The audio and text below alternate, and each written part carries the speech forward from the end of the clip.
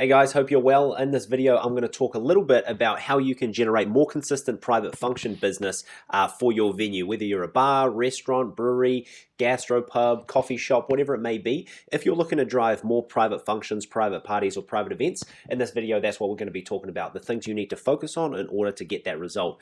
So if you don't know me, my name is Daniel. For the past 6 years, I've been working with hundreds and hundreds of venues, helping them with marketing, essentially helping them scale up the venues that they're involved in, but also the private function side of their business. Over the years, we've made a lot of mistakes. We've also learned a whole lot. And in these videos, we want to package up some of that knowledge and just sort of give it to you.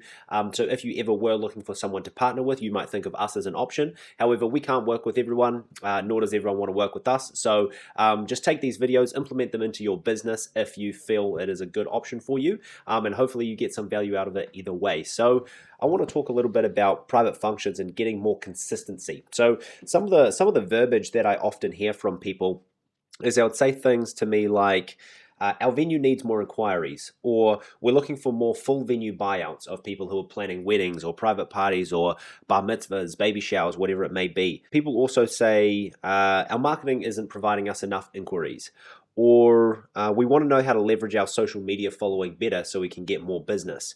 Or they would say things like, we're just a new venue and we want to get our name out there. How can we supercharge our marketing so people come to us? These are all sort of questions and topics in the same world.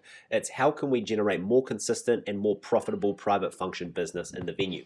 So in order to explain this, I want to dive into the laptop here and break it down for you in terms of how I like to think of this picture. So if we're going to start this example or diagram with consistent private function bookings. So let's say somebody said, Daniel, I want to generate more consistent private functions. I want our private function calendar to be fully booked. So when I open up that calendar, I see lots of private events pre-planned for the week, for the month, or for the year. How do we get to that result? Well, in order to do that, you really need to be focusing on having a very populated, a very full sales calendar, full with sales appointments of people who are interested to do business with you, but they need to be pushed over the line, deposits need to be taken, the deal needs to be closed. In order for those consistent private function bookings to happen, you have to have a very full sales calendar. And your sales calendar needs to be full with appointments, probably more than you think. And if you're a sales team of 1, or maybe you have a part-time salesperson, or whether you've got a sales team of 3 to 5, you still have to figure out a way to have a very full sales calendar full of appointments of people who may do business with you. And the way that you convert this sales calendar full of appointments into booked functions is by having a sales process. So that is the process that we like to say should be choreographed, meaning it is the same process over and over and over.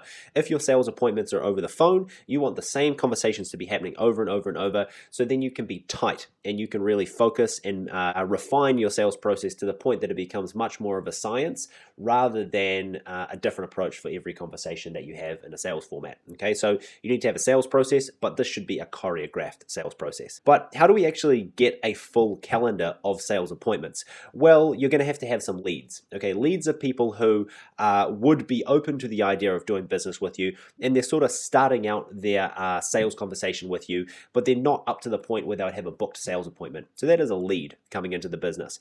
There are 2 types of leads. There are organic leads and there are paid leads. Organic leads are leads that come to you from off the back of your reputation. Maybe they've worked with you in the past, friends have told them some good things about you, and they organically reach out to you. Maybe they fill out a form on your website, maybe they send you a message on Facebook Messenger, maybe they just send the business an email, or even they just call up and say, hey, I'm planning a private event. I know you guys do private functions. I want to know more about what you guys can do for me. So that's an organic lead. You also have paid leads. Paid leads come off the back of advertising that you do. So you spend money on advertising, somebody sees that advertising, the advertising resonates with them, and off the back of them resonating with that ad, they reach out to you. And that is a paid lead because they've come through a paid channel, okay?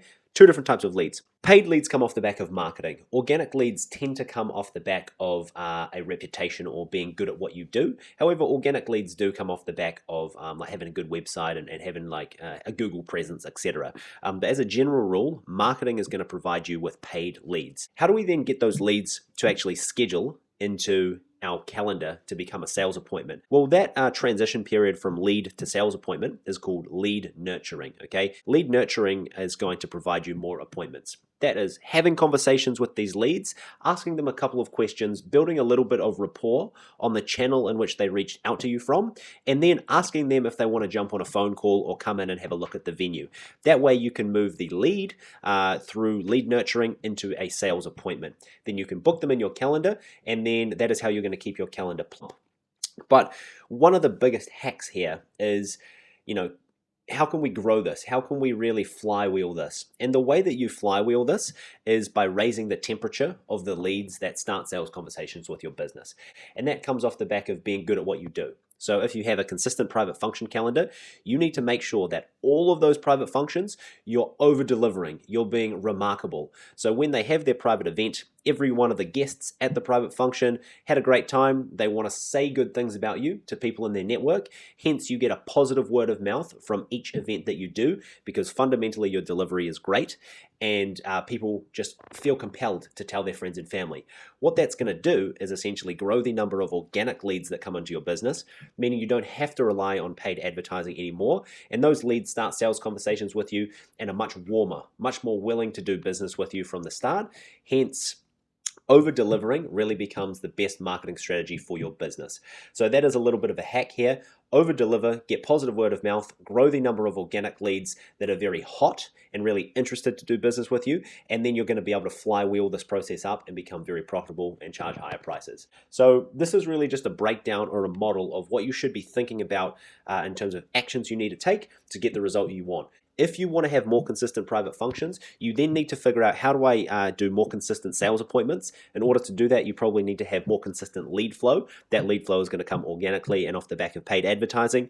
And if you can't convert your sales appointments to booked functions, you probably have a sales process issue, which can be fixed. And sales is a game of repetitions. More reps you do, the better off you're going to get.